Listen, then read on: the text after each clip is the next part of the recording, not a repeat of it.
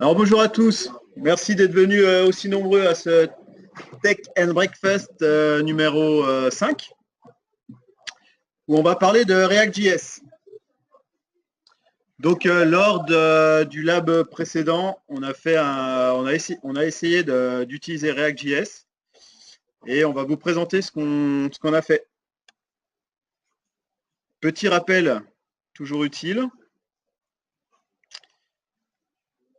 C'est quoi le Tech and Breakfast? Parce qu'il y en a qui nous demandent tout le temps. Donc c'est un petit déj qui a vocation à vous faire découvrir des technologies et des nouveautés techniques et surtout à présenter l'activité du lab. Donc tous les mois, on essaie de faire un compte-rendu du lab précédent. Donc pendant ce lab, qu'est-ce qu'on a fait? On a étudié React.js. React.js, donc librairie de Facebook, qui nous permet de créer des interfaces utilisateurs de façon moderne.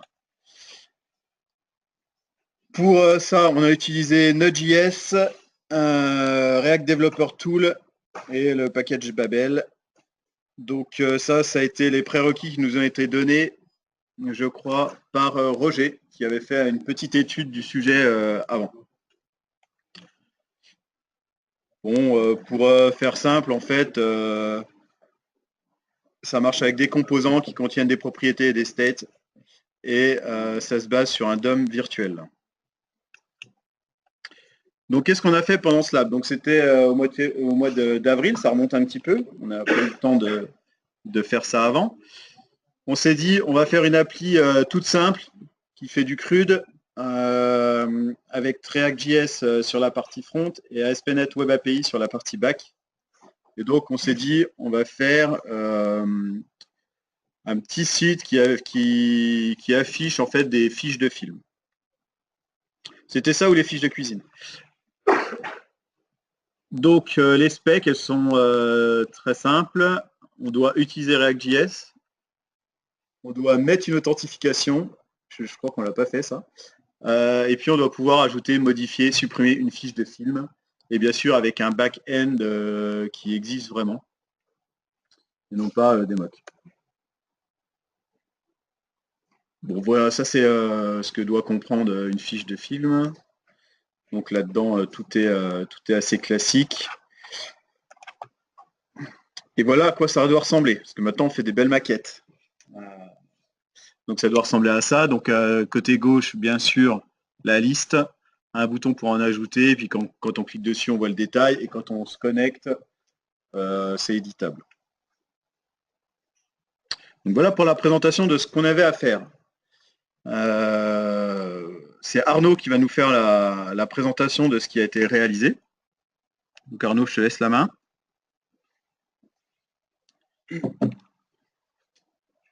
Donc, bonjour, je vais vous faire la présentation de l'application qu'on a développée lors du lab, donc, plutôt pour la partie code.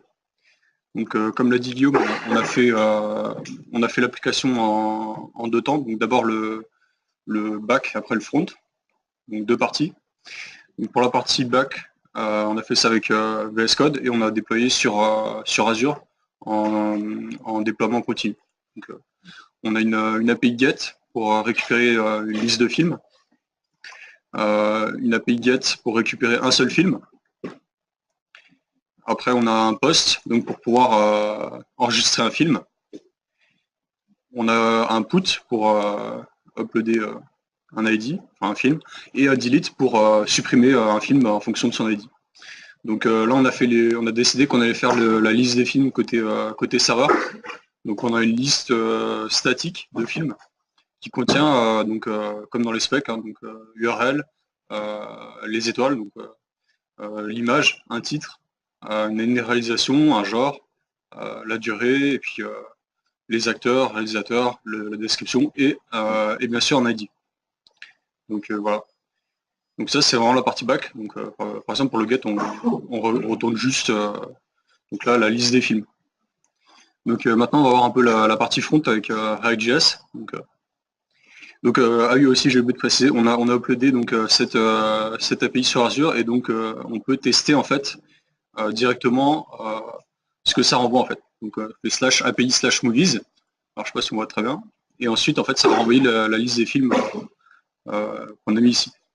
Donc on peut aussi, si on veut renvoyer un film précis, donc /1, et hop, et là du coup on renvoie juste le premier. Donc maintenant on va voir un peu la partie front, donc, avec VS Code. Donc VS Code est assez adapté pour React. Donc on a commencé par créer une application React avec le tutoriel officiel de React, et ça génère en fait tout un tas de fichiers. Donc ça génère un app.js, ça génère un style et un index. Ça c'est les fichiers de base. Donc ensuite, comment on a fait pour développer? On a tout simplement réutilisé en fait la maquette, et on s'est dit on va découper cette maquette en plusieurs composants. Donc on a fait un composant pour la liste des films, qui est ici, un composant pour la description du film, avec les détails ici, un composant pour la connexion, donc en haut à droite, et ensuite on a fait ça, on a codé ça.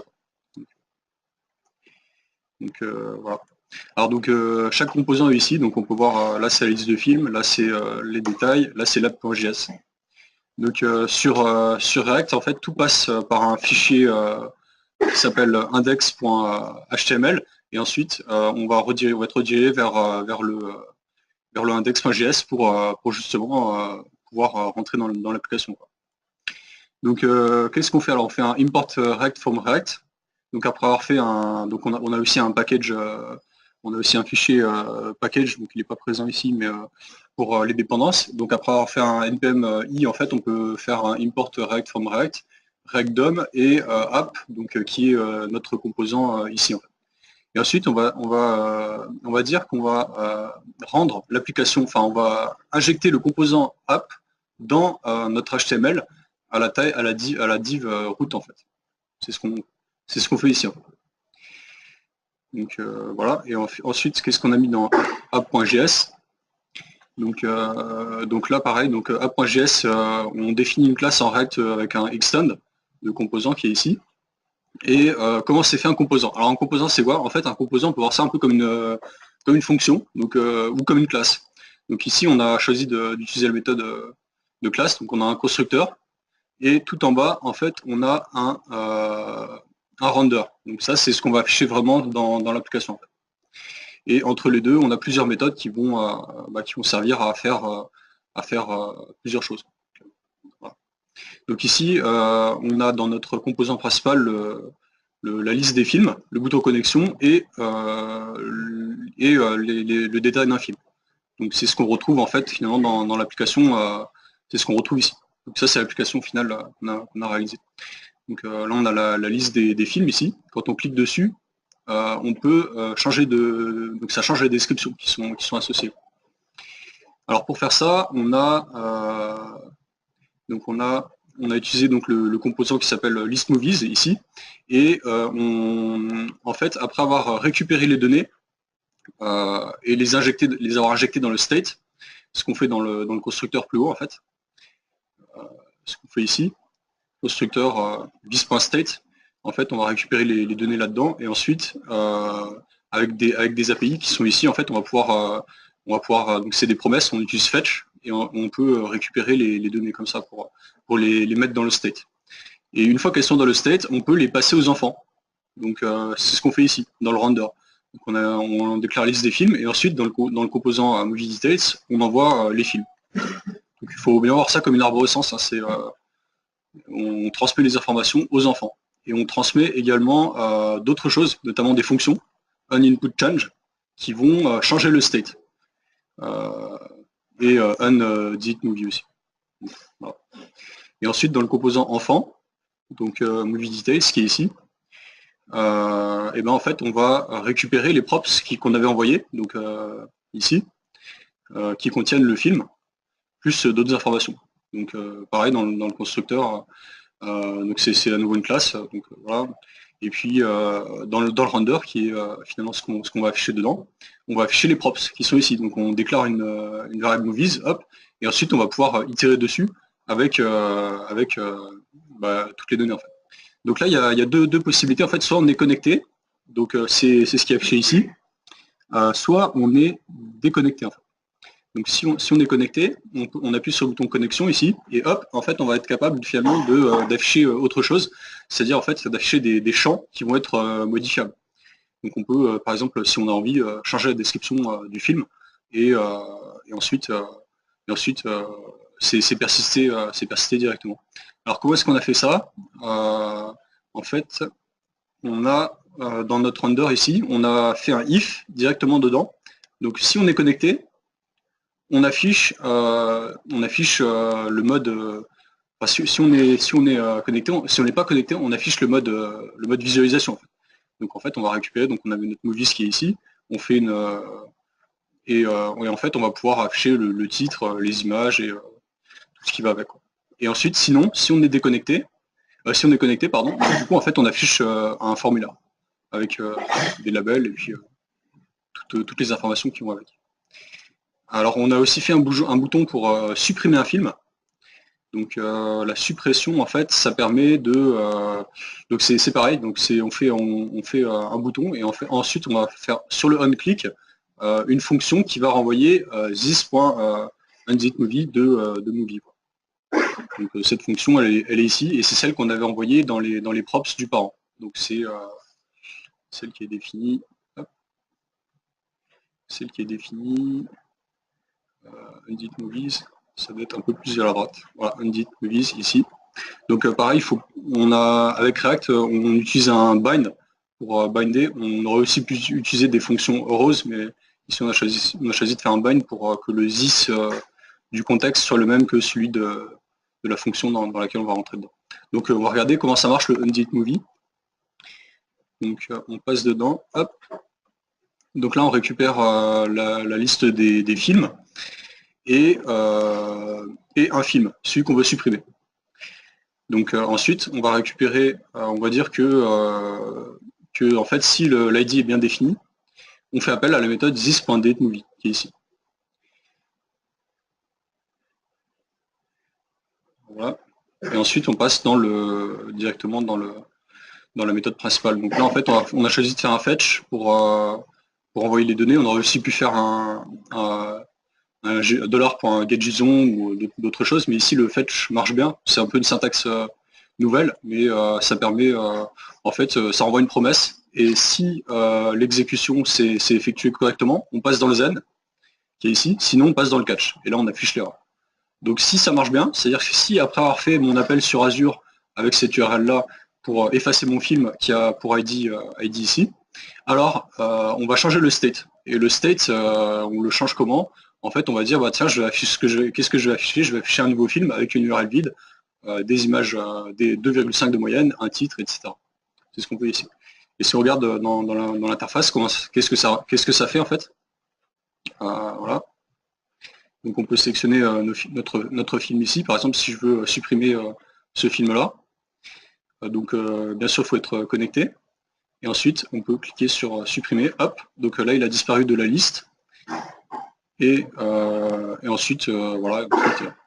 Donc si on regarde l'appel réseau, normalement, il a dû faire un post. Ah voilà, on ne le voit pas. Donc peut-être le refaire. Si je supprime celui-là, hop, voilà. Donc il a fait il en a fait deux. Bon, enfin voilà, donc le film a été supprimé et ensuite on peut visualiser d'autres films. Donc, alors un petit mot aussi sur la partie back. Donc quand on a développé, on a été confronté à un problème en fait, c'est que lors de la suppression, lors de l'envoi en fait, lors d'un appel JavaScript à une URL, ce qu'on fait ici en fait, c'est possible que avec l'utilisation en fait d'un package NuGet qui est no cores, enfin, qui permet de modifier les cores. Donc ça nous a permis en fait de faire des appels sur des URL différentes. Voilà. Voilà, donc aussi un petit mot rapidement sur Accord sur React. Donc React c'est assez sinon enfin c'est assez rapide pour programmer, donc avec VS Code ça se fait plutôt bien. Il ne faut pas oublier de bien structurer l'application, de commencer par dire quels composants on veut mettre, et sinon bah, ça se fait plutôt bien. Donc, voilà. S'il y a des questions supplémentaires. Nous avons une question de Patrick André qui nous demande s'il est possible de séparer le HTML du render dans un fichier différent, un peu comme dans Angular. Oui. Alors ça c'est une bonne question. Je ne sais pas. Donc faudrait vérifier sur la documentation. Et la plupart du temps, on ne le fait pas en fait. Si on choisit de faire, ce qu'on pourrait faire, ce serait appeler une fonction dans le render. On pourrait appeler une fonction à la place et faire return. Donc, par exemple, on pourrait faire var res égale this.props.parent function. Voilà. Et en fait, la fonction ici, et ensuite on pourrait faire return res comme ça. Donc, et puis définir une fonction qui fera un appel à un fichier séparé. Mais bon, après, c'est un peu tordu, je pense. La plupart du temps, en fait, on aime bien avoir le render dans le même composant, puisque c'est chaque composant a un render différent, en fait. Donc, et puis ça évite d'avoir un million de fichiers partout.